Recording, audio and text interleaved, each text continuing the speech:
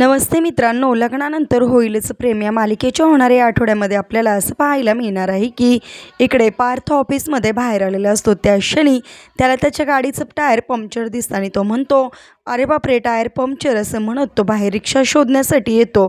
त्यावेळेस एक रिक्षा जात असते, त्याला तो आवाज देऊन थांबवतो। त्यानंतर लगेचच पार्थ आतमध्ये बसायला जातो। त्यावेळेस त्या रिक्षामध्ये काव्या बसलेली असते आणि काव्या पार्थला म्हणते, या आपलीच रिक्षा आहे असं म्हटल्यानंतर लगेचच पार्थसुद्धा तिच्या शेजारी जाऊन बसतो। म्हणजेच काव्याने सगळं काही मुद्दामून केलेलं असतं, कारण पार्थचं आता तिला मन जिंकायचं असतं। तर इकडे जी नंदिनी आहे ती सुद्धा ऑफिसमधून घरी चाललेली असते। ती रिक्षा शोधते, त्यावेळेस एका रिक्षावाल्याला ती थांबवते आणि म्हणते, आशीर्वाद बंगला। त्यावेळेस त्या रिक्षामध्ये ती बसते आणि त्या रिक्षावाल्याला ती असं म्हणते की थँक्यू, अगदी देवासारखे धावून आलात।